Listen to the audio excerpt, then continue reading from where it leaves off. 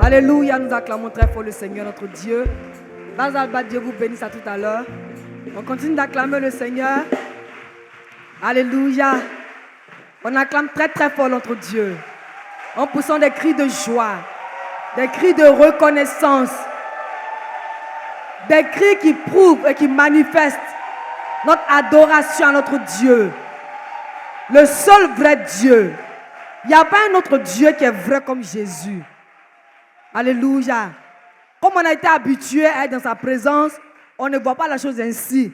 Mais en vérité, il faut que chacun d'entre nous sache que après Jésus, là, il n'y a pas un autre Dieu. Après Jésus-Christ, il n'y a pas un autre Dieu. On est toujours dans la bénédiction. Et le thème aujourd'hui, c'est comment entretenir nos bénédictions en Jésus-Christ. Dieu est bon, nous. Quand la dirigeante parlait tout à l'heure, elle a dit que la bénédiction, le thème, le Seigneur nous donne de pouvoir écouter ça ces temps-ci. Parce que les chrétiens, on est bénis, mais on vit malheureux. Sois béni, pour. Voilà la raison pour laquelle Dieu veut qu'on se laisse toucher par son message depuis 5 dimanches aujourd'hui. Je vous ai donné des témoignages et mon témoignage. J'étais chrétienne depuis de longues années. Mais il n'y a pas longtemps. Si c'est trop, ça ne vaut pas 10 ans. Il n'y a pas longtemps que les choses que nous partageons ici, le Seigneur a permis que j'en fasse l'expérience. Alors qu'il y a longtemps, je me suis donné au Seigneur. Et comment j'en fais l'expérience aujourd'hui? C'est parce que le Seigneur m'a fait la grâce de me confier en lui et de lui ouvrir mon cœur. Parce que sa parole dit que c'est par sa lumière qu'on voit la lumière. Vous voyez, non? Ce n'est pas des messages que j'ai entendus aujourd'hui, non. Quand je me suis donné au Seigneur depuis, quand j'ai rencontré Evie, parce qu'il faut dire que c'est à Evie que mes yeux ont commencé à s'ouvrir sur les réalités vivantes de Jésus.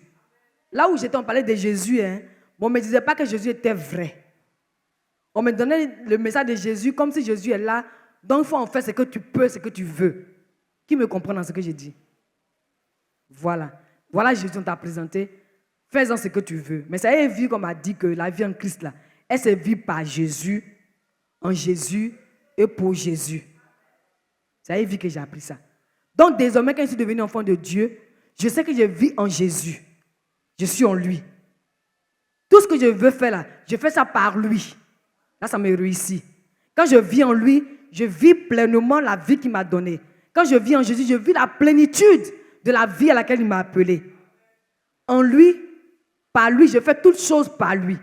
Et pour lui, depuis que je suis devenu enfant de Dieu, je n'ai pas un autre objectif, je n'ai pas d'autres prérogatives, un autre leitmotiv que de faire les choses pour qui? Pour Jésus. Si tu es belle, c'est pour Jésus. Si tu es mariée, c'est pour Jésus. C'est pourquoi ici dans cette communauté, vous allez constater pour vous qui êtes là depuis un moment qu'on ne vient pas vous donner des messages, on les prêche, mais des messages spéciaux pour attirer votre attention, pour vous faire focus sur la vie de la sainteté puis la fuite du péché. Parce que pour nous, en tant qu'enfants de Dieu, quand tu es né en Christ, tu vis par lui. Tu sais que Jésus n'est plus dans la fête des péchés. Tu vis pour lui. Tu sais que Jésus ne prend pas plaisir au péché. Tu vis en lui. Tu sais que Jésus est saint.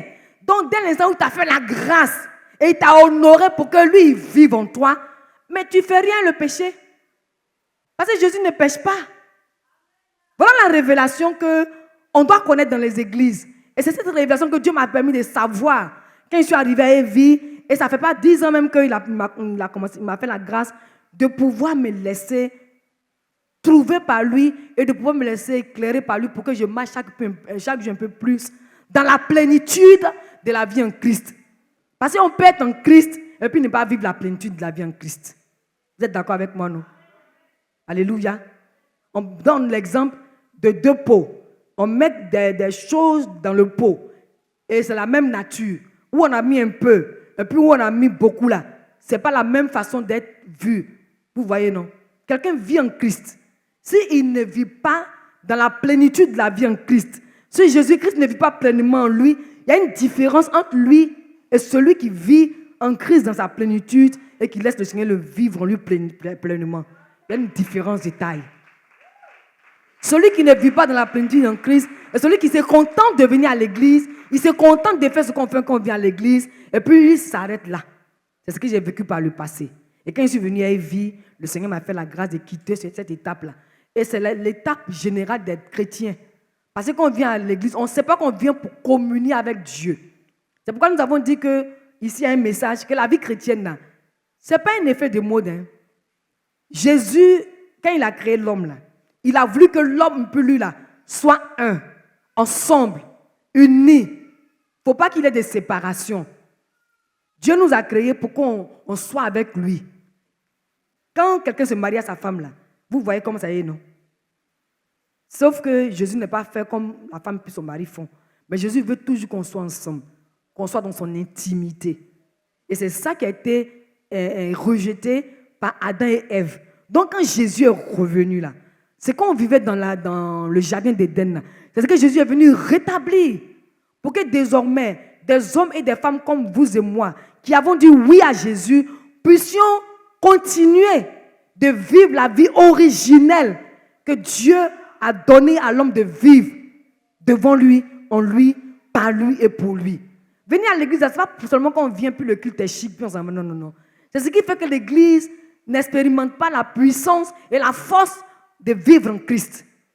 Quand quelqu'un vient qui donne au Seigneur Jésus de se communiquer à lui véritablement et de permettre au Seigneur de le conduire, de l'éclairer comme il se doit, tu vis sur la terre, tu es un homme, mais tu ne vis plus comme un homme. Jésus est venu sur la terre, il n'a pas vécu comme un homme. Bien qu'il soit venu dans la peau d'un homme, il n'a pas vécu dans le péché, il n'a pas vécu dans la méchanceté. Alors que ça, c'est des choses qui sont caractéristiques, c'est comme ça on dit dans cette Caroline. Voilà, pour les hommes, l'homme est méchant. Vous voyez, non? Et puis l'homme aime pécher. Vous voyez, non? Mais Jésus est venu ici, là. Il a été tenté, on a lu ça mardi, dimanche dernier. Il n'a pas répondu aux tentations du diable. Voilà la vie en Christ. Pas venir à l'église tous les dimanches. C'est important, mais ce n'est pas ça. Quand on vient à l'église dimanche, là, tout ce qu'on entend là, Jésus nous communique ça, puis quand on s'en va vivre seul à la maison, là, ça nous suit. C'est le prolongement. C'est ça la vie en Christ. Vous voyez, non? La vie en Christ vient nous donner, cette lumière là, pour dire que c'est vrai que tu es un homme. Il y a le sang qui coule dans tes veines, tout est tout homme chez toi. Mais comme Jésus est rentré en toi, tout n'est plus tout homme, tout devient surnaturel, tout devient divin. Voilà la vie en Christ. Et ce qui fait qu'il y a une différence entre nous et les non-chrétiens. Les non-chrétiens. Et celui qui va expérimenter cette puissance, cette hauteur de la vie en Christ, parce que c'est une vie surnaturelle, cette personne-là, on voit carrément la différence. Hein. On n'a pas besoin de faire des efforts. Donc, c'est quand on n'a pas commencé, mais qu'on ne permet pas au Seigneur de nous aider à vivre comme ça, que chaque jour les pasteurs, et vous voyez que les chrétiens fatiguent les pasteurs, ils sont obligés de se débattre, s'évertuer. Il ne faut pas pécher, il ne faut pas pécher, il ne faut pas pécher. Mais quand tu te donnes à Jésus, là, tu as pris conscience que, avant même qu'on devienne chrétien, on sait que le péché, ce n'est pas bon. Maintenant que le Saint-Esprit est entré en toi, lui, il te dit que le péché n'est pas bon. Parce que quand tu pêches en tant qu'enfant de Dieu, il y a ce signal-là qui est là. Donc, quand tu écoutes ce signal-là, tu laisses le Seigneur Jésus maintenant te prendre en charge parce que tu vis en lui. Il te prend en charge parce que tu vis pour lui. Il te prend en charge parce que tu vis par lui.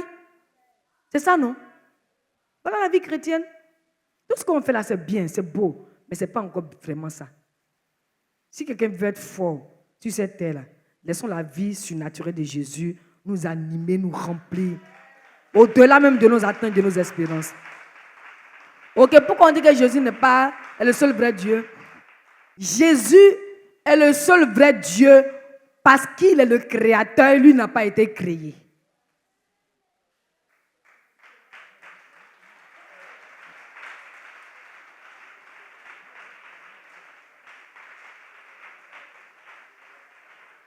Jésus est le seul vrai Dieu parce qu'il n'a point été créé. Par contre, les autres dieux, en dehors de Jésus qu'on adore là, ils ont été créés par ceux qui les adorent. Vous voyez comment c'est absurde, c'est triste et ça fait pitié. Comment moi je peux prendre mon stylo, par exemple, parce qu'il y en a aussi qui prennent un objet puis proclament dessus qu'à partir d'aujourd'hui tu es mon Dieu. Mon stylo, ce sera jamais mon Dieu. Toi-même, tu sais ça. Maintenant, je le prends et dis, ok, stylo rouge, à partir d'aujourd'hui, tu es mon Dieu. Puis je mets la date, dimanche 30 novembre 2025. Vous savez, quand tu fais ça là, qu'est-ce qui est entré?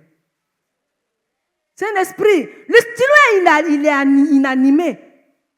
Mais c'est l'esprit, comme les esprits sont là pour faire du mal, ils sont aux aguets. Ils sont répandus pour faire le mal. Donc, une fois que tu leur ouvres la porte, en le faisant, si effectivement mon cœur était ouvert à ça, je leur ai ouvert mon cœur, je leur ai ouvert ma vie et je leur ai ouvert la porte pour qu'ils entrent, pour faire ce qu'ils veulent. Est-ce que c'est pas avec les marabouts, avec les féticheurs, avec les charlatans, avec les médiums? Tu prends tes pieds pour aller chez lui, ou bien si tu es en contact avec lui, tu lui dis ta volonté. C'est comme aujourd'hui où on est assis là. On a livré notre volonté à Jésus. On lui a ouvert notre cœur. C'est pourquoi il y est entré. Apocalypse 3, je crois, le verset 20. Vous voyez, non? Donc, je dis, même si c'est une autre prédication, que vous avez le thème, ne vous collez pas au thème. Jésus est le seul vrai Dieu, parce qu'il n'a point été fait de main d'homme. C'est lui, bien au contraire, qui est le créateur de ceux qui l'adorent. Lui, il nous a créés pour que nous l'adorions. Vous vous souvenez de cette phrase, non? Comment entretenir notre bénédiction en Jésus-Christ? Alléluia. On avait déjà vu depuis le premier dimanche que nous sommes bénis. Les 2 dimanches qui ont suivi, c'était quoi? La puissance de la bénédiction en Jésus-Christ. Les 2 derniers dimanches, c'était comment vivre la plénitude de la bénédiction au quotidien. On ne va pas revenir là-dessus parce qu'on s'est vraiment étalé là-dessus. Aujourd'hui, on a comment entretenir notre bénédiction en Jésus-Christ. Je vais d'abord lire la définition selon la Bible. Selon la Bible, pour entretenir la bénédiction en Jésus-Christ, il faut vivre en obéissance à Dieu. Apprendre à être reconnaissant par des dispositions de cœur qui manifestent nos actions de grâce. Alléluia. Pour entretenir la bénédiction en Jésus-Christ, il faut vivre en obéissance à Dieu, apprendre à être reconnaissant par nos actions de grâce. Alléluia. Il faut apprendre au quotidien à manifester cette fidélité, il faut apprendre au quotidien à entretenir notre bénédiction en ayant ces attitudes que je vais citer avant de faire la lecture. La fidélité, la confiance, la louange, la reconnaissance. C'est-à-dire reconnaître que ça vient de Dieu, la bénédiction, et puis être reconnaissant qu'on a été l'objet d'une bénédiction venant de la part de notre Dieu. On peut voir ça à 2 volets. Et puis veiller sur nos pensées. Veiller sur nos pensées. Je crois que si le Saint-Esprit permet, c'est là-dessus qu'on va insister un peu. Parce que souvent, c'est nos pensées qui nous donnent l'impression qu'on n'est pas béni. Parce que tout se passe au niveau de ta tête. Quand tu n'as pas vu, tu te plonges dans une sorte de réflexion et qui te montre ce que toi tu penses que tu vois qui est selon la vérité. Que oui, tu réfléchis toujours que oui, on dit que je suis béni, mais je ne vois pas si je ne vois pas ça. Tout ce qui te fait mettre dans une telle disposition, c'est au niveau de tes pensées. Parce que tes pensées n'ont pas accepté le fait que tu es béni, bien que tu ne vois pas encore avec tes yeux. Et ce qui fait qu'on doit accepter qu'on est béni, c'est parce que quand Dieu nous a créés, en Adam et Ève, il a déversé la bénédiction sur l'humanité. Donc, d'emblée, tout être humain est béni. Toute créature de Dieu humaine est bénie. Maintenant, celui qui peut expérimenter la véritable bénédiction, la plénitude de cette bénédiction, c'est celui qui s'est décidé pour Jésus, qui a donné sa vie à Jésus. Pourquoi? Parce que c'est Jésus qui est la source de la bénédiction. C'est Jésus qui garantit cette bénédiction. C'est Jésus qui en prend soin. Alléluia. Et aujourd'hui, on va voir comment entretenir la bénédiction en Jésus-Christ. Sœur Caroline, il faut faire descendre toutes les lectures. Comme on a déjà cité les différentes dispositions qu'on doit avoir, après on pourra expliquer. Qu'il soit béni. Je lis la parole de Dieu dans le livre de Genèse, chapitre 12, au verset 2. Je ferai de toi une grande nation, et je te bénirai. Je rendrai ton nom grand, et tu seras une source de bénédiction. Genèse 15, verset 1, du verset 1 au verset 6. Après ces événements, la parole de l'Éternel fut adressée à Abraham dans une vision, et il dit, « Abraham, ne crains point, je suis ton bouclier, et ta récompense sera très grande. » Abraham répondit, « Seigneur Éternel, que me donneras-tu? Je m'en vais sans enfant, et l'héritier de ma maison, c'est Eliezer de Damas. » Et Abraham dit, « Voici, tu ne m'as pas donné de postérité, et celui qui est né dans ma maison sera mon héritier. » Alors, la parole de l'Éternel lui fut adressée ainsi. « Ce n'est pas lui qui sera ton héritier, mais c'est celui qui sortira de tes entrailles qui sera ton héritier. » Et après l'avoir conduit dehors, il dit, « Regarde vers le ciel et compte les étoiles, si tu peux les compter. » Et il lui dit, « Telle sera ta postérité. » Genèse 15, verset 6. Abraham eut confiance en l'Éternel, qui le lui imputa à justice. Genèse 18, verset 10. L'un d'entre eux dit, « Je reviendrai vers toi à cette même époque, et voici, Sarah ta femme aura un fils. » Sarah écoutait à l'entrée de la tente qui était derrière lui. Genèse 18, verset 9. Prophète, je ne devais pas commencer par 9. C'est moi qui me suis trompée. Ce matin, il me dit trop tard. Vas-y. D'accord. Donc, je vais lire la parole de Dieu dans le livre de Genèse, chapitre 18, du verset 9 au verset 11. Alors ils lui dirent, « Où est Sarah, ta femme ?» Il répondit, « Elle est là, dans la tente. » L'un d'entre eux dit, « Je reviendrai vers toi à cette même époque, et voici, Sarah, ta femme, aura un fils. » Sarah écoutait à l'entrée de la tente qui était derrière lui. Genèse 21, du verset 1 au verset 3. L'Éternel se souvint de ce qu'il avait dit à Sarah. Et l'Éternel accomplit pour Sarah ce qu'il avait promis. Sarah devint enceinte et elle enfanta un fils à Abraham dans sa vieillesse, au temps fixé dont Dieu lui avait parlé. Abraham donna le nom d'Isaac au fils qui lui était né, que Sarah lui avait enfanté. Parole du Seigneur. Je lis la parole de Dieu dans le livre d'Ésaïe, Ésaïe 26, du verset 3 au verset 4.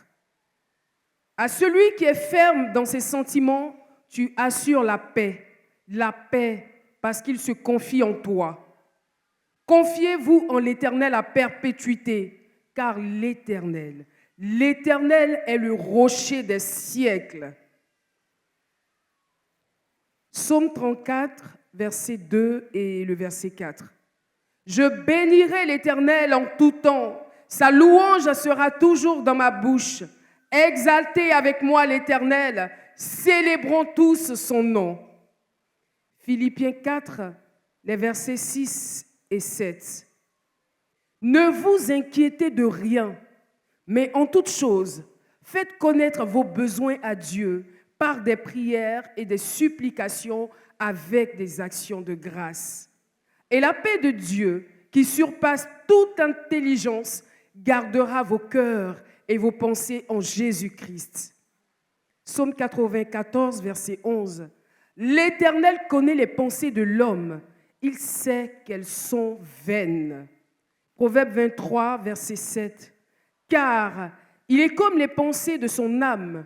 Mange et bois, te dira-t-il, mais son cœur n'est point avec toi. Matthieu 9, verset 4. Et Jésus, connaissant leurs pensées, dit, « Pourquoi avez-vous de mauvaises pensées dans vos cœurs ?» Jean 14, verset 1. que votre cœur ne se trouble point. Croyez en Dieu et croyez en moi. Psaume 33, verset 1. Juste, réjouissez-vous en l'Éternel. La louange sied aux hommes droits. Psaume 33, verset 21. Car notre cœur met en lui sa joie, car nous avons confiance en son saint nom. Psaume 34, versets 2 et 4. Je bénirai l'Éternel en tout temps, sa louange sera toujours dans ma bouche. Exaltez avec moi l'Éternel, célébrons tous son nom. 2 Corinthiens, versets 10 et 5. Nous renversons les raisonnements et toute hauteur qui s'élève contre la connaissance de Dieu et nous amenons toute pensée captive à l'obéissance de Christ. Hébreux 11, verset 6. Or, sans la foi, il est impossible de lui être agréable, car il faut que celui qui s'approche de Dieu croit que Dieu existe et qu'il est le rémunérateur de ceux qui le cherchent. Parole du Seigneur. Amen. Bon, on a lu toutes les lectures parce qu'on va plutôt se focaliser sur les différents sous-thèmes, si je peux m'exprimer ainsi, qui ont été vus et choisis pour nous permettre de savoir comment nous devons entretenir notre bénédiction en Jésus-Christ. Nous avons parlé de la fidélité, de la confiance, de la louange, de la reconnaissance, de veiller sur nos pensées et de l'obéissance. Alléluia. Et d'abord, je vais les prendre comme ça, pêle-mêle. Par rapport à la louange, nous avons lu « Juste, réjouissez-vous en l'Éternel, la louange sied aux hommes droits, car notre cœur met en lui sa joie, car nous avons confiance en son saint nom. Je bénirai l'Éternel en tout temps, sa louange sera toujours dans ma bouche. Exaltez avec moi l'Éternel, célébrons tous son nom. » Alléluia. La louange, ce n'est pas seulement les cantiques que nous chantons pendant le culte, mais la louange est une disposition de cœur dont notre Dieu nous rend capable, que notre Dieu nous a donné en Jésus-Christ et dont il nous rend capable. Elle est surnaturelle.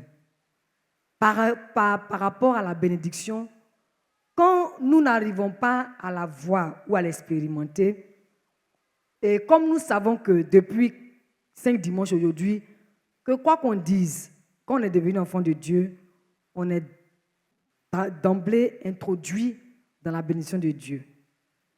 Quand il t'arrive, à moi, à toi, en tant qu'enfant de Dieu, d'être dans le besoin de voir la manifestation d'une quelconque bénédiction, d'une bénédiction, que tu ne vois pas ça, ça ne doit pas conduire ton cœur à la tristesse. Et c'est ce qui se passe bien souvent. Et je vous donne souvent l'exemple d'un homme de Dieu, Andrew Wommack, et ça parle de son témoignage là même que j'ai commencé à permettre au Seigneur à m'aider à ne pas me focaliser sur mes problèmes, mais plutôt à laisser le Seigneur m'éclairer. D'où, si vous vous souvenez, le message qu'on a donné une fois, la louange vaut mieux que les combats spirituels. C'est à partir de cette révélation que Dieu m'a donnée. Par le témoignage de l'homme de Dieu, Andrew Wommack. Il dit qu'il avait des difficultés. Étant pasteur, il était dans le ministère depuis des années. Son épouse était enceinte de leur premier enfant. J'appelle la grâce de Dieu toutes les femmes enceintes qui ont des difficultés actuellement, à tous égards. Que ce soit financier ou quoi, recevez la grâce de Dieu, touchez ça maintenant, par tous vos besoins que vous voulez voir se réaliser. Parce qu'être enceinte et manquer de quelque chose, ça peut perturber aussi la vie de l'enfant qui est dans le sein de la maman. Donc soyez relevés, recevez la visitation du Seigneur et touchez-la par tout ce que vous voulez voir et toucher au nom de Jésus. Et tellement il était découragé, parce qu'il a fait toutes sortes de prières. Les prières qu'on a l'habitude de faire, nous les chrétiens, qu'on a des besoins, on se plaint, on pleure, on accuse Dieu, on accuse notre prochain. Il a fait tout ça. Donc le dernier jour, je vous rends le témoignage parce que ça m'a fait du bien. Ça parle de ce témoignage qu'on a fait. la louange, la reconnaissance vaut mieux que les combats spirituels. Vous voyez, non? Et quand il attendait que sa femme puis ses enfants montent, bon, que sa famille monte. J'ai sauté un peu le paragraphe de sa femme étant enceinte, il souffrait. Mais je crois qu'après la naissance de leur premier enfant, la souffrance était toujours là. Donc, ce jour-là, il attendait que sa famille monte. Et puis, il s'est mis au salon. Et dans sa pensée, il voulait s'apprêter à faire les prières auxquelles nous sommes habitués quand on pense qu'on a des besoins plutôt. Pour nous, c'est ça qui va faire que Dieu va nous exaucer. Il voulait commencer à se lamenter. Et puis, il y a un verset de la parole de Dieu qui tombe dans son cœur. Je crois que c'est dans Philippiens, où Dieu nous parle de la louange. Je ne sais pas si c'est Philippiens, où Dieu nous dit de nous réjouir sans cesse là. C'est Philippiens, non? Hein? Réjouissez-vous sans cesse, c'est où? Philippiens 4. Voilà. Il dit, mais lui, il est criblé de problèmes. Pourquoi c'est sur ce verset? Il dit que dès qu'il a ouvert sa Bible, voilà. Dès qu'il a ouvert sa Bible, c'est ça que ses yeux, le Seigneur a fait tomber son regard. Donc, lui qui était descendu, venu en bas, laisser ses enfants ailleurs, en haut, avec sa femme, pour venir se plaindre. Il dit que sans même savoir ce qu'il faisait, il a commencé à louer Dieu. Il a commencé à proclamer Dieu. Il a commencé à bénir Dieu pour cette difficulté.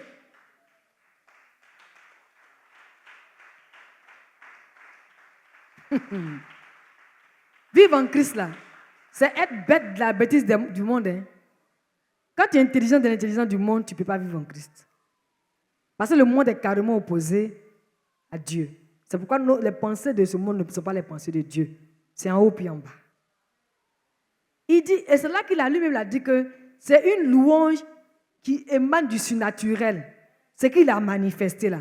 C'était pas lui, parce que son cœur était encore gonflé, enflé, quand il a commencé à louer Dieu. Son témoignage, hein, c'est pas que quand il a commencé à louer Dieu, il a commencé à être gentil dans son cœur contre Dieu, devant Dieu, parce qu'il dit qu'il était très remonté contre Dieu. Comment moi je suis ton serviteur, et puis moi je suis obligé d'aller prendre crédit, je suis obligé d'aller demander l'argent.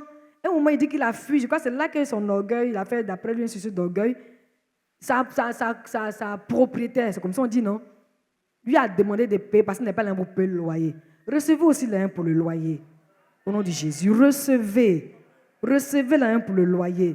C'est Dieu qui vous a fait la grâce d'avoir ce loyer. Même si le propriétaire est fâché avec vous, si vous lui devez beaucoup, que Dieu mette dans votre bouche la parole qu'il faut pour lui parler et que Dieu donne à son cœur d'accepter votre parole. Au nom de Jésus. La propriétaire lui a dit, tu payes quand? Il lui a dit le jour. Et puis le jour n'a pas eu. Il était dans une épicerie, dans un magasin. Et puis il a vu la propriétaire. Et puis il s'est caché entre les rayons du magasin. Il dit, c'est là qu'il a commencé à dire, non, il ne veut plus continuer dans ça. Comment un homme de Dieu voit une femme simple et puis il se cache parce qu'il lui doit. Alors que ce n'est son papa qui a l'argent, son Père céleste. Donc il dit que la louange est venue dans son cœur, indépendamment de sa volonté. Son cœur était encore lourd. Son cœur était tellement lourd qu'il ne sait pas comment il allait faire pour que son cœur soit allégé vis-à-vis des difficultés qu'il vivait. En tant que serviteur de Dieu. Et serviteur de Dieu, c'est d'abord un enfant de Dieu qui devient serviteur de Dieu. Il dit la louange qui est sortie de son cœur, là, il ne pouvait plus s'arrêter.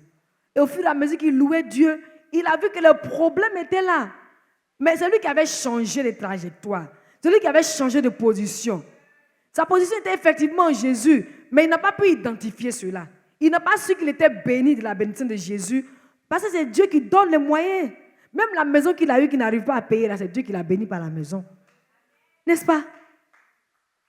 C'est Dieu qui lui a fait la grâce d'avoir la maison. Donc il devait compter sur Dieu pour payer la maison. Mais il s'est mis dans une position comme quoi c'est lui qui pouvait encore payer la maison en se prenant en charge. C'est à partir de là que Dieu a ouvert mon cœur et ouvert mes yeux. J'ai des problèmes. Hein? Celui qui n'a pas de problème, c'est qu'il n'est plus sur la terre, il est dans la tombe. J'ai des besoins au quotidien. C'est des défis à relever chaque jour. Mais mon focus n'est plus sur ça.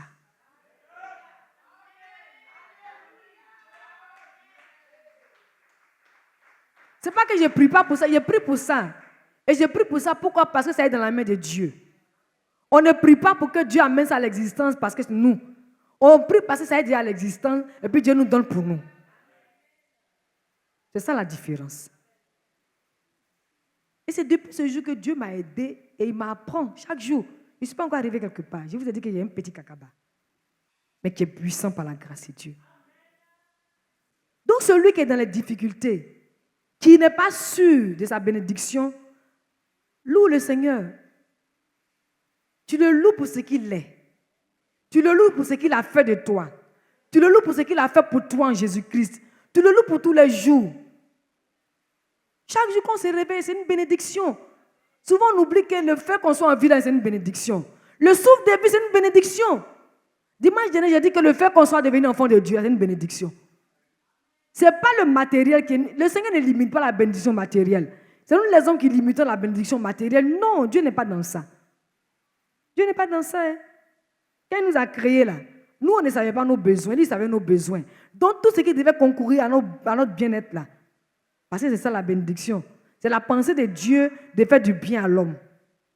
Même aux animaux, même aux plantes. Les plantes ne se plaignent pas parce qu'elles sont satisfaites de ce que Dieu fait pour elles. Mais c'est nous qui voulons aller au-delà de ce qu'on pense qu'on n'a pas. Donc, mon frère, ma soeur, si un cantique comme celui qu'on a chanté ce matin te vient dans l'esprit, il faut le chanter. Nous triomphons dans le nom de Jésus. Nous avons la victoire par le nom de Jésus. Vous voyez, non? Jésus, tu es puissant. Qui est puissant? Les problèmes ne sont pas plus puissants que Jésus. Mais souvent, c'est comme ça qu'on se comporte. Je ne vais pas citer, mais nous tous, on sait ce qui constitue des problèmes pour nous. Nos défis que nous devons relever au quotidien.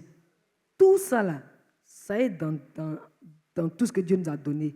Il n'a pas dissocié. Il a tout mis ensemble. Donc, quand un truc comme ça t'arrive là, tu chantes des louanges du Seigneur. Mais tu commences à le proclamer. Dieu, tu es bon. Dieu, tu es vrai. Dieu, tu es saint. Dieu, tu es redoutable. La louange, c'est quand on reconnaît à Dieu ce qu'il est et qu'il nous a dit qu'il est. La louange délivre le chrétien de l'hypocrisie et du mensonge. L'hypocrisie, pourquoi? Parce que souvent on fait semblant. Comme quoi tout va bien. Quand tout va pas bien, il faut appeler ça par son nom. Seigneur, tout va pas bien. Mais je sais que tu m'as tout donné. C'est pourquoi j'appelle ce que tu m'as donné pour que moi je vois mon tout va bien. Parce que la bénédiction, Dieu l'a généralisée, mais elle est personnifiée. Elle est personnelle. Est-ce que mon problème que je vis, c'est la même façon que la sœur Blanche vit son problème? Sœur Blanche, actuellement, tu as une situation qui est un peu difficile, mais le Seigneur règle. Il ne faut même pas regarder la situation. Regarde ton Dieu. Vous voyez, non? C'est de ça qu'il s'agit. Dieu n'a pas dit qu'on n'aura pas de problème. On va avoir des problèmes parce qu'on est sur la terre. Mais quand on a des problèmes, là, disons aux problèmes que eux et puis nous, là, on n'est plus dans le même rayon. C'est ça. Quand on va au supermarché, quand tu veux prendre huile, tu es dans le rayon de huile, non? Mais est-ce que où il y a conserve, là, ça ne te regarde pas? Ça te regarde. Mais toi, ton objectif, c'est quoi? C'est l'huile. Ou bien, toi, tu as un besoin. Et ton besoin, là, il a été réglé par Jésus. Et toi, tu sais que la réponse, la solution est Jésus. Est-ce que quand le besoin vient te dire non, c'est faux, non, est-ce que tu t'occupes de ça? C'est Jésus qui est ton focus. Voilà la louange. Et il nous délivre du mensonge. J'ai déjà il y a parlé de l'hypocrisie, non? Quand on fait semblant. Le mensonge a deux volets. Le mensonge où on se met dans une position de faire voir aux hommes que ce qu'eux ils voient de nous là, ce n'est pas ça. Donc on est un peu veille façon là. C'est un mensonge. Et puis la deuxième façon du mensonge, c'est comme on est dans une disposition de cœur qui peut, Dieu ne ment jamais, hein, mais qui peut rendre Dieu menteur. Tellement la loi ne sort pas de notre bouche pour apprécier ce que Dieu a dit nous concernant par rapport à la bénédiction. Donc, dans notre entendement, c'est comme si ce que Dieu a dit n'est pas vrai. Alors que tout ce que Dieu dit est vrai. Alléluia. Et nous continuons toujours. J'ai dit c'est pêle-mêle. Hein. Nous allons maintenant prendre, nous veiller sur nos pensées, on place en dernière position. On va prendre la confiance placée en notre Dieu avec fermeté. Ça nous permet d'entretenir notre bénédiction. Alléluia. Et nous avons lu Ésaïe 26, verset 3 qui dit « À celui qui est ferme dans ses sentiments, tu as su la paix, parce qu'il se confie en toi. Confiez-vous en l'Éternel à perpétuité, car l'Éternel est le rocher des siècles. » Et là où on va s'attarder un peu, c'est sur le rocher des siècles. Quand Dieu a dit une chose, peu importe le temps que ça va mettre, notre temps et le temps de Dieu ne sont pas pareils. Notre temps est un temps déterminé, mais le temps de Dieu est un temps indéterminé. Moi, j'ai dit qu'à 18h45, il faut que la sœur Zanlou arrive chez moi. Dieu peut lui permettre de se mettre en route, mais avant. Mais Dieu peut permettre qu'elle n'arrive pas à 18h45. Est-ce que quand elle arrive après 18h45, elle dit qu'elle n'est pas venue? Elle est venue, non? On a un problème avec le temps. Ce n'est pas parce que ce n'est pas arrivé au moment où on avait le besoin que ça veut dire que ce n'est pas inscrit dans le temps de Dieu. Le temps de Dieu, c'est un temps éternel. Et ce qui nous permet de pouvoir donner l'occasion au Saint-Esprit, de nous apprendre à nous confier dans le Seigneur avec fermeté, c'est de regarder le temps de Dieu qui s'inscrit dans l'éternité. Mais tant qu'on va être dans une démarche de notre temps qui est temporel, de notre temps qui est déterminé, on ne sera pas patient, on ne pourra pas se confier en notre Dieu avec fermeté. Parce que la fermeté, c'est une disposition de cœur qui te permet de ne pas te laisser influencer par le temps, de ne pas te laisser influencer par ce que tes yeux voient, de ne pas suivre la direction du vent qui souffle pour te donner une information contraire. L'information éternelle et véritable, c'est que Dieu t'a dit que tu es béni. Est-ce qu'on n'est pas béni? On est béni. Ce n'est pas parce qu'on n'a pas vu ce qu'on veut voir, même toucher ce qu'on veut toucher, que ça veut dire qu'on n'est pas béni. Mais maintenant, s'il y a quelque chose que tu devais voir de façon spécifique, tu t'inscris dans cette dynamique-là, dans cette disposition de cœur pour te confier en Dieu avec fermeté. Ça t'apprend à entretenir ta bénédiction. Alléluia. Alléluia. Alléluia. C'est ce que le Seigneur vient de dire ici. Et cette fermeté-là nous permet d'être dans une disposition de confiance en Dieu de façon renouvelée. Si on a une confiance à Dieu aujourd'hui, demain est là. Alléluia. Et nous continuons toujours. Je les cite pêle-mêle comme je dis. Donc ce qu'on vient de voir, c'est la confiance placée en notre Dieu avec fermeté. Le mot qui est important ici, ce n'est pas fermeté d'abord, mais c'est quand elle est placée en Dieu c'est notre disposition de cœur placée en Dieu avec fermeté qu'on peut expérimenter et entretenir nos bénédictions au quotidien. Donc, la confiance placée en notre Dieu avec fermeté nous permet d'entretenir notre bénédiction. Alléluia. Et on parle de comment entretenir notre bénédiction. On pourrait m'ajouter au quotidien. Alléluia. Nous partons maintenant dans la fidélité. Alléluia. La fidélité concerne le passage de notre patriarche dans la foi, notre aïeul Abraham. Abraham, avant qu'il ne connaisse Dieu, il ne connaissait pas Dieu comme il se devait. Il ne connaissait pas le Dieu qu'il devrait connaître, l'éternel Dieu. Parce qu'en ce temps, c'est comme ça on appelait Dieu. Il ne le connaissait pas. Mais Dieu s'est révélé à lui pour lui dire des choses, des informations. Comme il nous a donné des informations depuis le jardin d'Éden que nous sommes bénis là. C'est comme ça que Dieu s'est révélé à lui, Dieu lui a parlé. Le temps est parti. Vous voyez, non? Le temps avançait. Et le thème que nous voulons présenter ici, c'est la fidélité. La fidélité, c'est une vertu qui nous permet de ne pas nous disperser. Quelqu'un qui est fidèle, c'est quelqu'un qui ne se disperse pas. Qui reste là où il est, qui reste dans ce qu'il connaît, dans ce qu'il sait, il reste dans ce dans quoi Dieu l'a positionné, mais ce sur quoi Dieu lui a parlé. Parce qu'on ne peut pas être fidèle par hasard. J'ai dit ici une fois que la vie chrétienne repose sur des principes divins qui sont fondamentaux et qui sont éternels. La vie du Seigneur est une vie éternelle. Elle a ces principes sur lesquels elle est fondée qui nous servent de boussole. Donc, on parle de fidélité. On ne peut pas dire qu'on est fidèle comme ça dans le vide. On est fidèle parce que celui qui nous a parlé nous a dit des choses qu'on sait qui sont vraies, d'une part. Et d'autre part, on sait que lui qui nous a parlé là, lui ne ment pas. Donc, ce qu'il nous a dit là, c'est vrai. Donc, on lui manifeste la fidélité.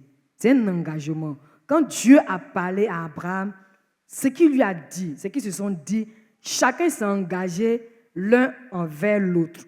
Donc, c'est l'engagement qu'on a l'un envers l'autre qui nous permet de pouvoir manifester la fidélité.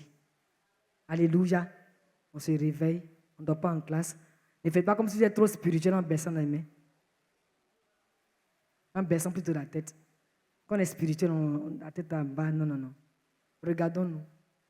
Voilà. Vous êtes beaux par la grâce de Dieu. Moi aussi, je suis belle par la grâce de Dieu. Dimanche dernier, je n'ai pas dit son nom. C'est une sœur qui est très, pas timide, mais elle est discrète. Elle m'a envoyé un message, un beau message. Elle dit, prophète, c'est vrai que Dieu t'a fait grâce, c'est belle, hein? C'est belle d'habitude. Mais dimanche dernier, c'était un level vraiment qui m'a touché encore. Je n'ai pas dit son nom. Ne t'inquiète pas, je n'ai pas dit ton nom. Elle est discrète. Et je lui ai dit, on rend gloire à Jésus. Parce que c'est Jésus qui nous fait joli quand on est ici. C'est des choses qu'on dit à notre pasteur. On dit, ah maman, ta beauté de Dieu, c'est une beauté angélique. Hein? Elle dit, oui, parce que les anges étaient avec moi, ils étaient à côté de moi. Donc ma beauté était carrément différente. Vous voyez, non? Donc on est ici, là. Dieu qui est là. Donc Dieu, comme il veut que les gens nous regardent, nous voient là, il met sa touche divine. Vous voyez, non? En plus de ce qu'il m'a donné, il met quelque chose de surnaturel qui permet aux gens d'être édifiés davantage. Amen. Donc vous voyez, non? La fidélité, là, c'est respecter l'engagement qui a été établi entre deux personnes. Ou bien entre une autre personne, avec une autre personne. On ne parle pas de fidélité quand il n'y a pas d'engagement. Qui n'est pas d'accord? Vous voyez, non? Donc, Abraham et puis Dieu se sont parlé. Dieu lui a dit, je vais te faire ci, je vais te faire ça, je vais t'envoyer ici, je vais t'envoyer là. Dieu lui a parlé jusqu'à les années se sont écoulés. Abraham était âgé, sa femme aussi était âgée. Ils n'ont pas enfant. Mais Abraham est resté fidèle parce qu'il s'est engagé envers Dieu. Avant, Abraham était fétichiste. Il adorait des dieux que ses mains ont certainement fabriqués. Mais maintenant, Dieu l'Éternel l'a rencontré et lui a dit que moi qui t'ai créé là, je te donne maintenant l'occasion, la possibilité de m'adorer. Donc sur cette base-là, Abraham ne voulait pas se détourner. Donc sa fidélité a parlé pour lui. Des anges sont venus le voir. Et Dieu a parlé à ces anges-là pour Abraham. Parce qu'Abraham avait le besoin d'avoir un enfant. Il a exprimé. Dieu l'a béni par l'enfantement depuis en Adam puis Ève. Mais il voulait toucher, il voulait voir. Donc, on lui a fait la promesse et la parole de Dieu nous dit que l'année qui a suivi, Sarah, sa femme, a porté un enfant. Je vais lire les 2 versets rapidement.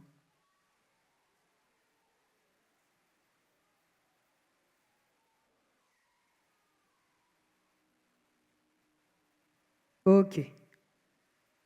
L'Éternel se souvint de ce qu'il avait dit à Sarah et l'Éternel accomplit pour Sarah ce qu'il avait promis. C'est qu'on est en train de dire là. Dieu nous a promis, il nous a dit qu'on est bénis, non? Et ce qu'on doit recevoir, ce qui doit matérialiser notre bénédiction, ce sont ces promesses-là. Je vais te donner si tu fais ça. Ça, c'est ce qui nous permet de toucher les bénédictions de Jésus. L'Éternel se souvient de ce qu'il avait dit à Sarah et l'Éternel accomplit pour Sarah ce qu'il avait promis. Sarah devint enceinte. Oui, toutes les femmes de cette communauté qui sont mariées, qui n'ont pas encore pu voir et toucher les enfants, recevez, touchés par la puissance de Jésus, créatrice dans le sein, peu importe. Si des gens peuvent faire tomber enceinte des femmes qui ont atteint la ménopause, bien qu'à un âge avancé, ce n'est pas Dieu qui est incapable. Voilà l'exemple ici. Dieu l'a fait pour Sarah. Donc nous, on se confie dans le Seigneur pour voir les enfants. Alléluia. Ne nous laissons pas limiter parce que la médecine peut nous dire, parce que notre corps peut nous dire, parce que Abraham puis Sarah ne sont pas limités par ça. Sarah devint enceinte, elle enfanta un fils à Abraham dans sa vieillesse, au temps fixé dont Dieu lui avait parlé. Abraham donnant le nom d'Isaac au fils qui lui était né, que Sarah lui avait enfanté. Ce n'est pas parce que ta femme n'enfante pas que tu allais faire enfant au dehors. Il faut laisser. Et puis, il y a un témoignage. Quelqu'un allait faire enfant au dehors. Et par coïncidence, l'enfant lui ressemblait tellement. Il a envoyé l'enfant à la maison. La femme dit, ok, j'ai compris. Des années après, la femme qui a été enceinte, soi-disant de lui, elle vient dire qu'elle n'est pas ton enfant. Et on regarde bien. C'est maintenant que Dieu ouvre les yeux des uns et des autres. On voit que l'enfant lui ressemblait. Mais c'est la convoitise des yeux qui faisait que l'enfant lui ressemblait. Attrapez-vous, vous deux. Invoquez le Seigneur. Il va vous donner des enfants. Toi, tu t'en fais au Dieu. Ça veut dire que c'est toi qui es fertile, c'est toi qui es bon, quoi. Maintenant, quand ça chauffe, c'est la femme qui est à la maison qui vient souffrir. Restons fidèles, parce que la fidélité paye. Abraham a été fidèle. Il pouvait aller invoquer d'autres dieux pour dire, ah, le Dieu que j'ai rencontré, qui dit, il a fait enfant, il a voir. Parce que Dieu lui a dit qu'il va avoir une grande postérité. C'est comme ça on dit, non? Et puis depuis là, il devient vieux, sa femme devient vieille, il ne voit pas. Il pouvait aller se débrouiller et puis défaire l'alliance pour dire, bon, c'est bon. Mais il ne l'a pas fait. Il a marqué sa fidélité vis-à-vis de Dieu. Dieu aussi a marqué sa fidélité vis-à-vis d'Abraham. Alléluia. On s'en va maintenant dans la reconnaissance. Je dis pêle-mêle, donc je ne suis pas vraiment... Le truc, ça me prend un peu de temps, mais on a presque fini. La reconnaissance. La reconnaissance, j'avais dit tout à l'heure que ça a deux volets. Reconnaître que c'est Dieu qui est la source de notre bénédiction. Nous en souvenir absolument et de façon renouvelée. Il ne faut pas qu'on oublie ça. Quand Dieu nous fait du bien, une bénédiction physique, on n'oublie pas ça. On lui reconnaît ça et que ce soit renouvelé dans notre cœur. Ce n'est pas parce que ça fait 10 ans que c'est devenu vieux, non. Si tu n'as pas de voiture, que Dieu t'a béni par la voiture, mais quand la voiture commence à déconner, tu ne cries pas sur la voiture. Quand Dieu te l'a donnée, elle était kene. Est-ce que tu as crié? Tu n'as pas crié. C'est pas maintenant que ça devient vieux, que tu vois que c'est un peu difficile. Quand tu cries, là, ça veut dire que tu n'es pas reconnaissant à Dieu. Alléluia. Il faut être reconnaissant pour la bénédiction que Dieu t'a accordée. Et puis, il faut permettre à Dieu de t'aider à manifester une reconnaissance qui te permet d'apprécier que tout ce que toi tu reçois là, ça vient absolument de lui. Alléluia. Et le verset que nous avons lu, c'est Deutéronome 8, verset 11 qui nous dit « Garde-toi d'oublier l'Éternel ton Dieu au point de ne pas observer ses commandements, ses ordonnances et ses lois que je te prescris aujourd'hui. Et lorsque tu mangeras, te rassasieras, lorsque tu bâtiras et habiteras de belles maisons, pour te souvenir toujours. Lorsque tu verras multiplier ton gros et ton menu bétail, s'augmenter ton argent, ton or et s'accroître tout ce qui est à toi, il faut toujours te souvenir. Le verset 14 de Deutéronome 8 nous dit « Prends garde que ton cœur ne s'enfle. » Deutéronome 14, verset 8, la reconnaissance à Dieu. Prends garde que ton cœur ne s'enfle et que tu n'oublies l'Éternel ton Dieu qui t'a fait sortir du pays d'Égypte, de la maison de servitude. Alléluia. Parce que souvent, quand on est dans le besoin, on est sage, on est obéissant, on est bien. Maintenant, quand on reçoit, là, on oublie la sagesse, on oublie l'obéissance, on oublie les attitudes qu'on doit manifester pour savoir que ce qu'on a reçu, là, ça vient de Dieu. C'est pourquoi il dit ça a deux volets. Être reconnaissant pour savoir que ta source, là, d'où c'est venu, là, c'est Jésus. La première reconnaissance, c'est identifier et apprécier la source. La deuxième reconnaissance, c'est de ne jamais oublier que c'est Dieu qui t'a donné. Il ne faut pas quand tu vas avoir, tu vas te mettre dans une position de quoi ou quoi, c'est toi le riche. On n'a jamais été riche. Parce qu'on est né là, Adam et puis Ève ne savaient pas qu'ils étaient riches, qu'ils devaient être riches, qu'ils pouvaient devenir riches. C'est Jésus qui nous a dit. Il faut avoir toutes tes maisons. Tu n'es pas riche. Pourquoi? Alléluia. Vous voyez, non? Dieu a fait de nous des riches. Mais ce n'est pas nous qui sommes les riches. Parce que c'est lui qui est la source de la richesse. Ça aussi, c'est une sorte de reconnaissance. Il faut lui reconnaître que c'est lui qui est le riche. Il faut lui reconnaître ça. Nous, c'est difficile qu'on lui reconnaisse ça, qu'on a quelque chose. Hein. Je prends l'exemple des mamans qui vont bientôt tomber enceintes et avoir des enfants. Quand l'enfant va naître là, elle va venir à l'église à 11h. Et aujourd'hui là, Prince Ange.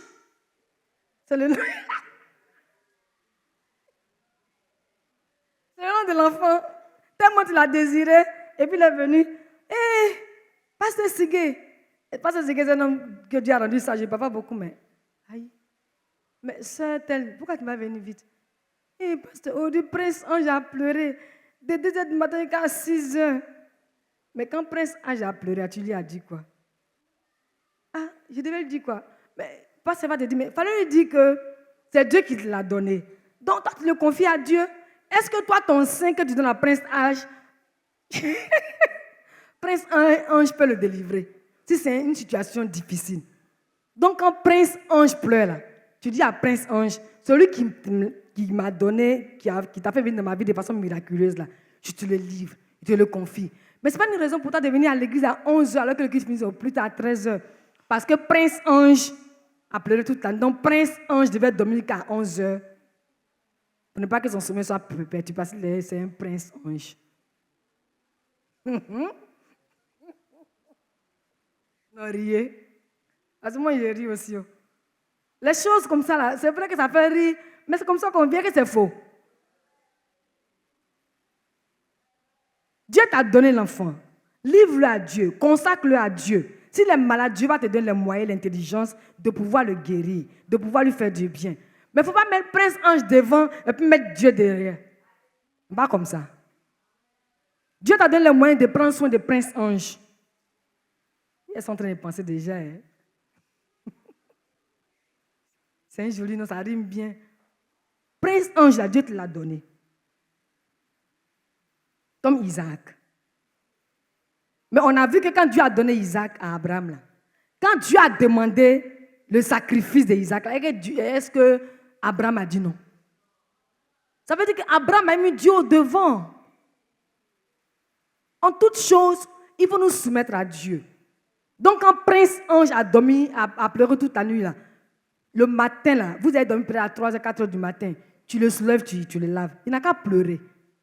C'est parce qu'il a envie qu'il pleure. Et c'est parce qu'il y a ton enfant qui pleure dans ta main. Vous voyez, non? Tu le laves. Vous venez à l'église au plus grand à 9h30, 8h30, 9h. Vous êtes là, vous commencez le culte. Mais tu vas voir Prince Ange comme si c'est lui qui est ton trésor. Non, c'est Jésus qui est ton trésor. Il faut le reconnaître. Il faut reconnaître je ne sais pas si je dois de la paternité et la venue de Prince Ange dans ta vie à Dieu. Il faut reconnaître ça à Dieu. Il faut savoir que ça vient de lui. C'est très important. Et les deux sur lesquels on doit terminer, parce que c'est ça qui nous fatigue, c'est les pensées, nos pensées, et puis l'obéissance. Alléluia. Vous savez pourquoi on doit veiller sur nos pensées? Parce que nos pensées nous fatiguent beaucoup. Nos pensées nous parlent.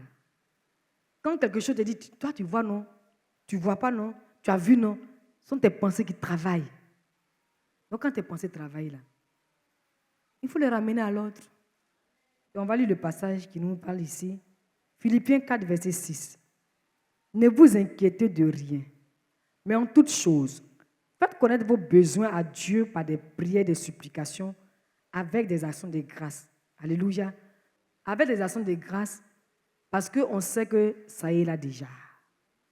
Donc Dieu, je n'ai pas encore vu, je veux voir. Ça me fait mal que je n'ai pas encore vu.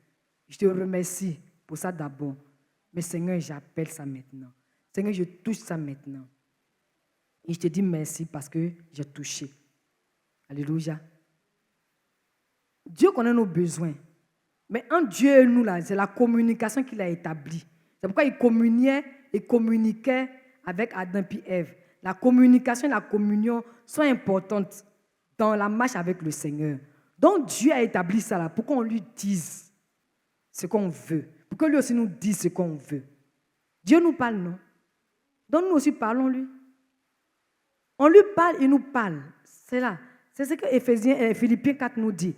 Et le verset qui suit nous dit, « Et la paix de Dieu, qui surpasse toute intelligence, gardera vos cœurs et vos pensées en Jésus-Christ. » Alléluia. Pourquoi nos cœurs et nos pensées doivent être gardés en Jésus-Christ? Par rapport à notre thème. Selon le texte qu'on est en train de créer, on est en train d'étudier, parce que ce n'est pas nous qui avons créé notre bénédiction. Qui avait pensé à ça? Quelque chose qui n'est pas pour toi là. Pourquoi tu as des... C'est comme Prince Ange est en train de téter. Mais quand le Saint-Testament quitte la bouche, est-ce que Prince Ange s'en tomber pour faire quoi que ce soit? Prince Ange est calme, il est attentif parce qu'il se dit que d'un moment à l'autre, le Saint va rentrer dans sa bouche à nouveau. Parce que quand nos pensées, je vous ai dit que nos pensées travaillent contre nous par rapport à la marche même avec Dieu. C'est pourquoi il a voulu qu'on s'arrête sur l'obéissance et nos pensées. Les autres, on a parlé de ça et je souhaite même parler au-delà de ce que je sens. Oh, mon temps est déjà arrivé, je voulais quitter à 30, mais Dieu me donne 5 minutes. Je veux, Seigneur, fais-moi la grâce de quitter à 35. Je veux pas aller au-delà. Amen. Maintenant que ta volonté soit faite, au nom de Jésus. Parce que c'est ton œuvre et c'est ton peuple. Alléluia. Nos pensées nous fatiguent. C'est au niveau de nos pensées que viennent toutes les déchéances qu'on connaît. Et je pourrais même dire au quotidien. Tel il est. On a lu ça, non? Tel il pense là. C'est comme ça qu'il est. Dieu dit que tu es béni. Est-ce que ça touche notre pensée, le fait qu'on soit béni? Ça touche notre pensée, non? Ce n'est pas seulement pour le message qu'on est en train de faire maintenant, mais pour la Bible. Quand Dieu a dit qu'on est béni là, Adam et puis Ève ont été touchés, non? Voilà. Maintenant, la pensée de Ève a détourné le cours des choses. Qu'est-ce qui a fait que Ève a péché? Avant que l'action se passe, ça vient d'où? Et la pensée? La pensée? C'est nos pensées qui font qu'on ne peut pas relever les défis auxquels nous faisons face au quotidien. C'est nos pensées. Parce que tu vois la montagne de ton problème plus grande que la puissance de ton Dieu. Et ta pensée qui te fait mettre en ordre ce que tu veux. Ou bien en désordre ce que tu veux. C'est nos pensées, mes frères. Nos pensées doivent être gardées en Jésus-Christ. Parce que c'est lui qui est le créateur de la bénédiction. C'est lui. Quand nos pensées s'en vont ailleurs, est-ce qu'elle trouve la solution là-bas? Par exemple, quelqu'un qui a un besoin, comme le marché du pasteur d'Asilva qui porte encore beaucoup de fruits. Quand ce marché-là, le pasteur d'Asilva l'a eu, il a rendu le témoignage déjà, non? Maintenant, par exemple, on lui dit, bon, dans 3 mois, ben dans 5 mois, ben dans 6 mois, soit on t'appelle, bon, on te paye. Et puis, par la grâce de Dieu, parce qu'il faut que tu offres une voiture à ta femme.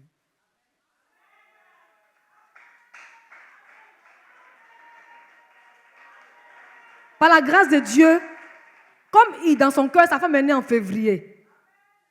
Vous voyez, c'est le 25 février, le 24 février.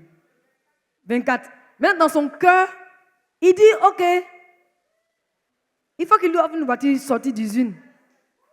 C'est un homme béni.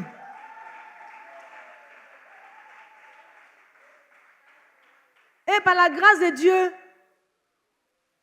vous avez beauté de... On m'a dit à un témoignage que j'étais belle comme une poupée. Ça va? Par la grâce de Dieu, il veut offrir une voiture à sa femme, sortie d'usine, pour son anniversaire le 24 février. Vous voyez, non?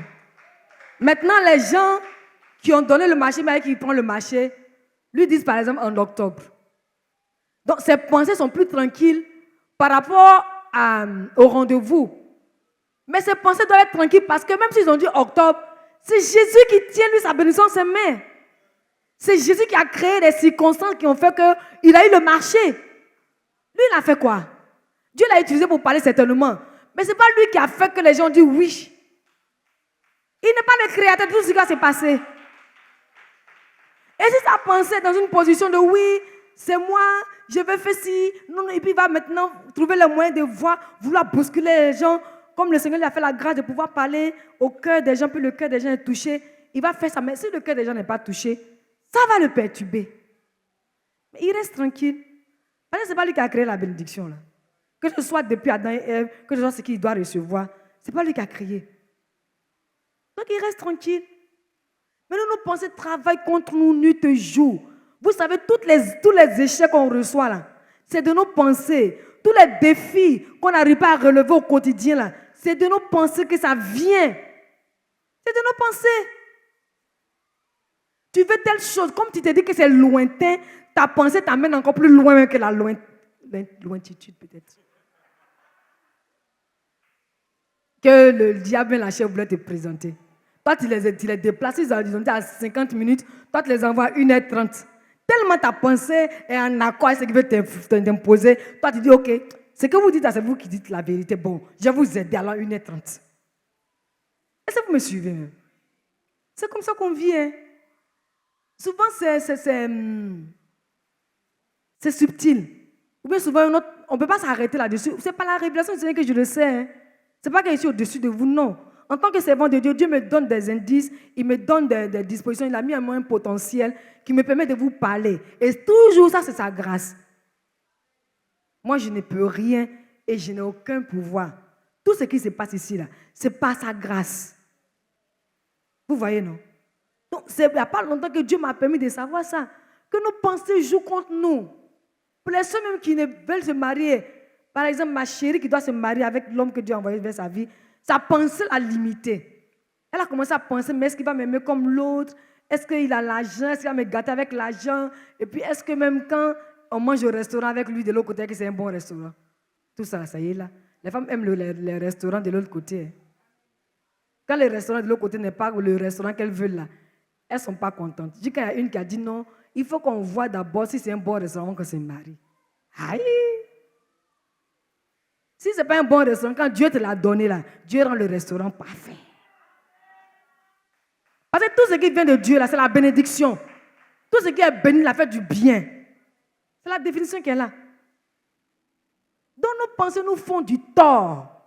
On ne le sait peut-être pas, mais je vous l'assure ce matin. J'en ai été victime. Mais le Seigneur me fait la grâce d'en sortir petit à petit. Et je vous encourage à maintenant être vigilants. Et pour ne pas permettre que nos pensées nous assujettissent et nous déstabilisent, il faut être vigilant. La vigilance nous aide à faire quoi? À savoir si ça vient de Dieu ou pas. Par exemple, la pensée du pasteur d'Asliva d'offrir la voiture à son épouse vient certainement de Dieu. Mais la pensée de l'offrir le 24 février peut aussi venir de Dieu. Mais la pensée de vouloir oppresser, forcer les choses, Dieu n'oppresse pas. Dieu n'oppresse pas. Parce que c'est pour lui le temps. Si ça vient aujourd'hui, c'est son temps. Si ça vient demain, c'est son temps. Dieu n'oppresse pas. Donc, on n'est pas vigilant. Et ça fait que notre manque de vigilance fait que, comment je peux dire ça même? C'est-à-dire qu'on tape pas sur tout ce qui bouge. C'est-à-dire qu'on marche comme battant l'air. Tout ce qu'on a vu depuis les 5 dimanches là, Dieu veut nous faire sortir de la pensée de ce qu'on pense qu'on est malheureux. Il veut nous faire sortir de la disposition du cœur dans laquelle on était. Peut-être que ce n'était pas vraiment pour tout le monde, mais ce n'est pas avéré. Mais le fait qu'on marche en Christ comme battant l'air. La vie en Christ est précise. Dieu nous a dit qu'on est béni là. Il a fait avec précision. Ce n'est pas quand on nous débrouille. Parce que celui qui se débrouille, c'est comme battant l'air. C'est ça qui est la vérité. Amen. Donc, soyons vigilants pour ne plus que nos pensées jouent contre nous. Et pour être vigilants, il nous faut nous soumettre à Dieu sur la base de sa parole, par le moyen de sa parole. Je ne veux pas trop spéculer sur la fête du temps. Souvent, on dit non, ce n'est pas le temps de Dieu. Moi, je n'ai pas encore la révélation par rapport à cette parole, à cette information-là. Mais ce que je peux dire, aujourd'hui, c'est le temps de Dieu. Demain, c'est le temps de Dieu. Pourquoi? Parce que Dieu est le créateur du temps. Donc, je ne veux pas dire non, comme ce n'était pas le temps de Dieu, c'est pourquoi je n'ai pas eu. Peut-être que moi aussi, j'ai joué contre ça. Comme ma pensée a pu me faire jouer contre ça, Dieu voulait me donner ça hier, mais comme ma pensée était comme battant l'air, je n'ai pas pu percevoir. Parce que quand on est vigilant aussi, on peut voir. Quand ça vient là, même si tu n'as pas encore touché comme ce doigt, mais tu peux avoir des signaux. Tu peux avoir quelque chose qui t'indique que oui, ça est là. C'est proche, c'est pas loin, mais voilà ça, tu vois, non? Et puis après, tu dis, mais il ne sait pas que c'est comme ça que ça allait venir. C'est ce qui nous fatigue aussi, parce qu'on ne sait pas comment ça va venir. Nous, on s'est dit que ça va venir de telle façon. Donc, quand ça ne vient pas comme on voit que ça, on dit que ça doit venir là, on ne peut pas faire attention, on ne voit pas. Voilà. Maintenant, on s'en va dans l'obéissance. Dans l'obéissance, là, c'est à partir de là qu'on va prier maintenant, parce que c'est la fin. Dans l'obéissance, Sœur Caroline, il faut le dire, s'il te plaît. Les 2 versets. Les 2 derniers versets que je t'ai envoyés. J'attends mes 35 minutes. Dieu m'a fait grâce, donc je crois que lui, le maître de son œuvre, il nous conduit. 2 Corinthiens 10, verset 5.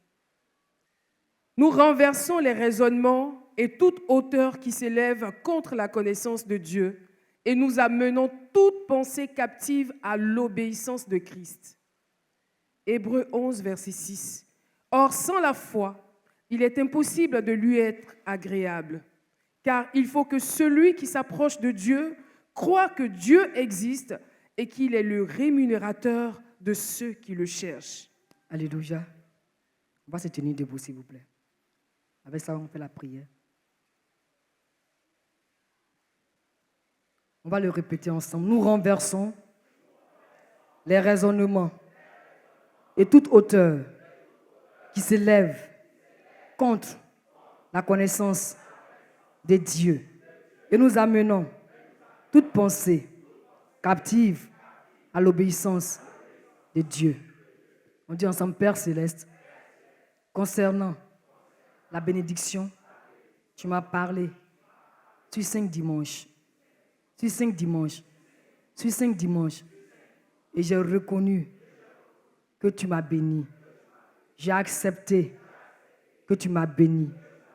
J'ai vu que tu m'as béni. J'ai perçu que tu m'as béni. J'ai accepté que tu m'as béni sur la base de ta parole qui a été annoncée. Je suis béni. Et la bénédiction que j'ai reçue de toi est une bénédiction puissante. Et je reconnais que chaque jour, je dois vivre dans la plénitude de cette bénédiction-là. Je reconnais que chaque jour, je dois entretenir cette bénédiction. Mais voici mon Dieu, mon cher Dieu, mon cher Père Céleste, mon cher Papa, qui me veut du bien, parce qu'il m'aime, parce qu'il a prévu toutes choses bonnes pour moi. Voici que moi-même, je joue contre moi-même par mes pensées. Mes pensées n'entrent pas bien souvent dans tes pensées.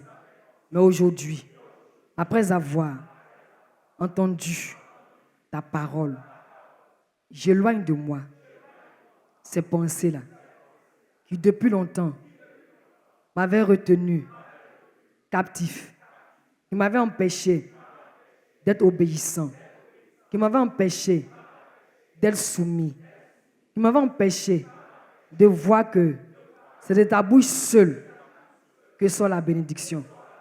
C'est de ta bouche seule que sort la vérité. C'est de ta bouche seule que sort la vérité. tu m'as dit que je suis béni. C'est parce que je suis béni. Et je suis béni pourquoi? Parce que toi, mon Dieu, tu m'as béni. Et toi, mon Dieu, c'est de toi qu'est sortie cette bénédiction pour venir à moi, pour venir en moi. Donc, j'accepte que je suis béni. C'est plus à négocier. C'est plus à négocier. Peu importe ce qui se passe. Peu importe ce que je vois. Peu importe ce que je ne vois pas. Je suis béni. Je suis béni. Je suis béni. Et chaque jour, je vis dans la plénitude de cette bénédiction-là. C'est ce que tu l'as dit. C'est ce que tu as dit, mon Dieu. Lorsque Balak a voulu que Balaam maudisse le peuple d'Israël, tu as dit que Israël ne sera jamais maudit parce que toi, tu ne seras jamais maudit. Parce que c'est toi qui as béni Israël et parce que toi, tu es la part d'Israël. Et comme tu ne seras jamais maudit, comme tu es béni et comme tu es la source de la bénédiction, par conséquent, moi, plus jamais, je ne suis maudit. Je n'ai jamais été maudit. Parce que quand tu m'as créé, en Adam et Ève, tu m'as béni. Mais en vivant sur la terre, les pensées, les paroles, les actes que j'ai posés ou qu'on a posés à mon égard m'ont donné l'impression que j'étais maudit. Mais je n'ai jamais été maudit. C'est pourquoi, désormais, je quitte ces pensées-là. Je m'éloigne d'elles. Je m'en désolidarise. Je m'en désolidarise au nom de Jésus. Au nom de Jésus. Et désormais, mes pensées ne parlent plus contre moi. Parce que moi, je suis béni. Béni. Jésus est ma portion. Jésus est ma part. Voici pourquoi je vis dans la plénitude de la bénédiction. Parce que la bénédiction de Jésus-Christ est illimitée. Alléluia. Merci Seigneur. Désormais, mes pensées ne parlent plus contre moi. Parce que désormais, toi Jésus, tu amènes mes pensées captives à ton obéissance. Mes pensées t'obéissent. Mes pensées t'obéissent. Mes pensées t'obéissent. Amen. La dernière prière, Hébreux 11, verset 6 nous dit, « Or, sans la foi, il est impossible de lui être agréable. Car il faut que celui qui s'approche de Dieu croit que Dieu existe et qu'il est le rémunérateur de ceux qui le cherchent. » Alléluia. On va parler des rémunérateurs. Rémunérateurs, c'est quand on fait quelque chose, puis on reçoit quelque chose en contrepartie. C'est ça, non? Voilà. Quand on manifeste la foi, là, forcé, Dieu nous voit, Dieu nous fait la grâce de manger les fruits de la foi qu'on a manifestée. Forcé. Alléluia. Et la foi, c'est croire dans Dieu, croire en Jésus, croire en ce qu'il a dit. Dieu a dit que nous sommes bénis, on doit croire à ça. On ne doit pas croire parce qu'on ne voit pas, on ne doit pas refuser ça parce qu'on ne voit pas. Mais parce que Dieu a dit là, c'est ça qui est vrai. Donc on accepte. Alléluia. Et quand il a dit c'est ceux qui le cherchent, parce que nous sommes son peuple. Et la personne qui peut chercher Dieu, c'est celui qui fait partie de son peuple. Ceux qui n'ont pas encore reçu Jésus, ils ne savent même pas qu'il existe, ils ne savent pas qui il est. Parce que nous, on l'a reçu, on l'a rencontré, il nous a rencontrés. On veut le voir, le connaître tel qu'il est. C'est ça la pensée de chercher Dieu. C'est pourquoi au début, j'ai dit que celui qui est rempli de Jésus et celui qui est en bas ou bien en moitié rempli de Jésus, ce n'est pas la même personne. Vous voyez, non? Donc, on cherche Dieu, on est rempli de lui chaque jour un peu plus. On va dire ensemble, Seigneur, le seul moyen que tu m'as donné pour te toucher, pour toucher le surnaturel, parce que toi, tu es surnaturel. Tout ce que tu m'as donné pour te toucher, c'est la foi. Et la foi vient de ta parole. Tu m'as dit que je suis béni. C'est ta parole qui m'a donné l'information depuis le jardin d'Éden, en Adam et Ève. Et comme tu m'as dit cela, je crois. Seigneur, je n'ai jamais su, dès que tu m'as créé, en Adam et Ève, que je devais être béni, que j'avais besoin d'être béni. Mais tu me l'as dit. C'est parce que c'est nécessaire. C'est parce que c'est primordial. C'est parce que c'est ce que tu veux pour moi. Seigneur, aujourd'hui, je dépose devant toi mes sentiments, mes pensées, comment je peux dire ça même? Mes habitudes et toutes les pensées populaires que les hommes ont répandues au milieu des hommes, faisant croire que la bénédiction n'est pas une réalité vivante, faisant croire souvent que la bénédiction en Jésus-Christ est utopique. Seigneur, je crois en ta bénédiction parce que tu as parlé. Quand tu parlais, je n'étais même pas consciente du fait que je devrais être bénie, mais tu me l'as dit. Donc à partir d'aujourd'hui, je laisse ta parole me toucher. Oui, pour que par ma foi, que je manifeste, parce que j'ai accepté ce que ta parole m'a dit, je puisse manger les bonnes et les meilleures productions dans le monde entier. Dans le monde entier. Dans le monde entier. Parce que la bénédiction de Dieu n'est pas circonscrite. Elle s'élargit en tout lieu. Et partout où moi je suis, je vis dans ta bénédiction. Alléluia. Et on acclame le Seigneur.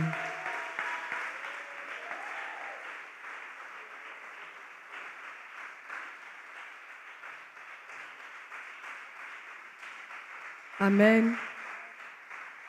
On a fini. On peut rester debout parce qu'on n'a pas duré. Je veux nous encourager, au-delà de ce qu'on a pu entendre, laissons le Saint-Esprit nous aider. Alléluia. Je tiens compte de ce que le Seigneur a dit ce matin. Ne plus vivre malheureux. Parce que beaucoup de chrétiens vivent malheureux. Quand on cherche la définition de malheureux, on voit ce que ça veut dire, non? Pourtant, nous sommes bien heureux. Ce n'est pas parce que ça manque que ça te rend malheureux. On se regarde, on est là. Et puis ça, c'est tout le monde. Hein. Tu te fais pitié. C'est pas bon. Quittons dans ça. Quittons dans ça. Et l'essence, tout ce qu'on a dit a beaucoup d'essence. Hein. Mais l'essence qui doit nous aider au quotidien, c'est sortir de la position de malheureux dans laquelle on s'est inscrit de façon consciente ou inconsciente. Parce que pour nous, c'est quand tu en as que tu es bien heureux. Quand tu vois plutôt. Mais quand tu ne vois pas, tu es malheureux. La femme qui n'a pas encore eu d'enfant, elle se voit comme malheureuse parmi celles qui ont des enfants. Je me trompe. La femme qui ne s'est pas encore mariée, se voit malheureuse comme celles qui sont mariées. Si je me trompe, je n'ai plus malheureuse. Le garçon aussi, tu n'es plus malheureux. Ce n'est pas ce qu'on voit dans nos mains qui nous rend heureux. Ce n'est pas ça qui nous rend bien heureux. C'est ce que Dieu a dit depuis le jardin d'Éden. Il a dit à Adam et puis ils sont bénis. Nous ne vivons plus malheureux parce que nous sommes bien heureux. Parce que Jésus est dans notre vie. Et la deuxième essence, que nos pensées ne jouent plus contre nous. C'est ça qui nous fatigue. Et pour permettre à tout cela de nous être en bénédiction véritablement et de nous être utiles, c'est l'obéissance. Il y a un passage que je voulais qu'on lise, on n'a pas pu lire. L'obéissance vaut mieux que le sacrifice. Ce que Dieu a dit aujourd'hui là, acceptons ça d'abord. Au lieu d'attendre que quand ça ne va pas, puis tu te débrouilles, tu as fait, puis ça a réussi. Et puis après, quand ça ne réussit pas, maintenant tu te débats dans des jeûnes. Le jeûne est une bonne chose. Hein. Mais tu vas penser que c'est le jeûne que tu as fait là qui va attirer la faveur de Dieu sur toi. Non. Ça, c'est des fatigues inutiles. Et là, on dit l'obéissance vaut mieux que le sacrifice. Ça parle de Saül. On lui a dit de faire telle chose au moment où il devait la faire. Il devait le faire. C'est comme ça qu'on dit non. Il n'a pas fait.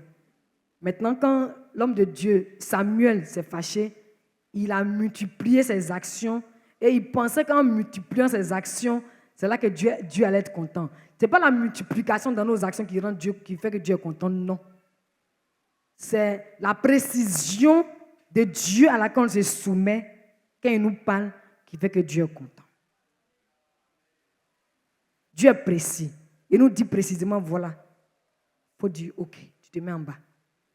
C'est l'obéissance. Il ne faut pas quand ça va échouer, maintenant tu as fait beaucoup d'efforts pour dire à Dieu, ah, je m'étais trompé, mais je reconnais ça.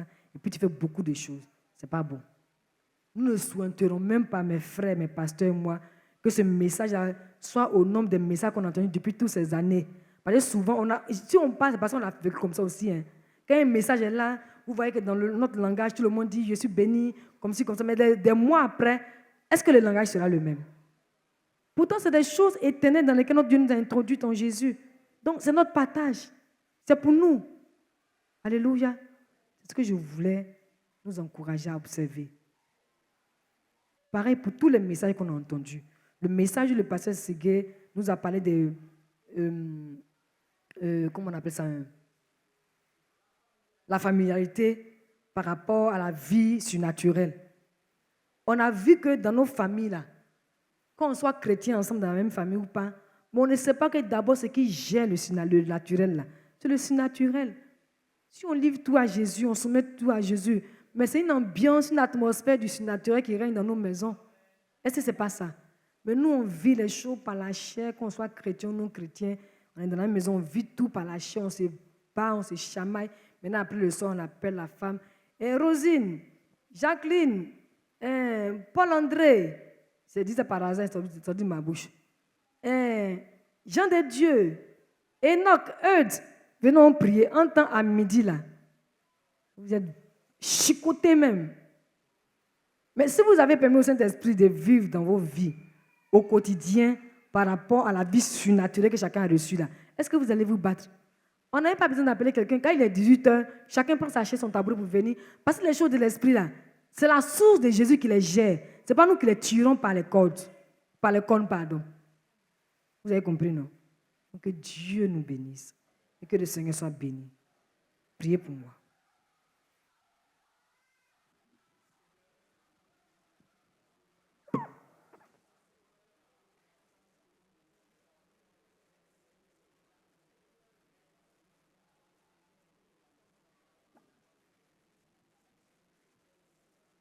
Merci Seigneur parce que tu exauces tes servantes et tes serviteurs. Tu leur inspires les prières et tu les adresses en faveur de ma personne, de ta servante que je suis. Et parce que tu les as bénis, parce que tu m'as béni, ce qu'ils disent, c'est des bénédictions que nous tous nous voyons se réaliser dans ma vie.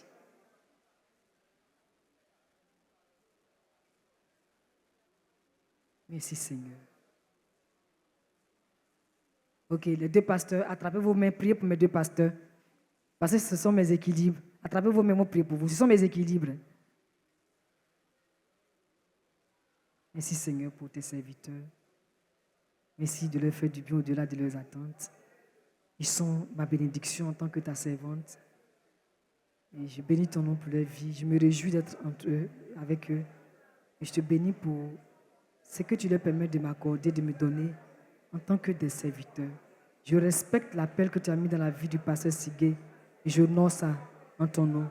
Je respecte l'appel que tu as mis dans la vie du pasteur Da Silva et je respecte ça en ton nom. Merci Seigneur Jésus de nous faire du bien tout autant que nous sommes. Au nom de Jésus.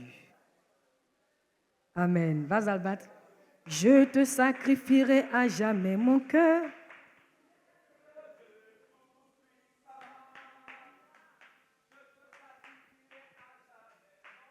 Merci Seigneur pour ce temps. Merci pour ce mois où tu nous as bénis par ta parole puissante.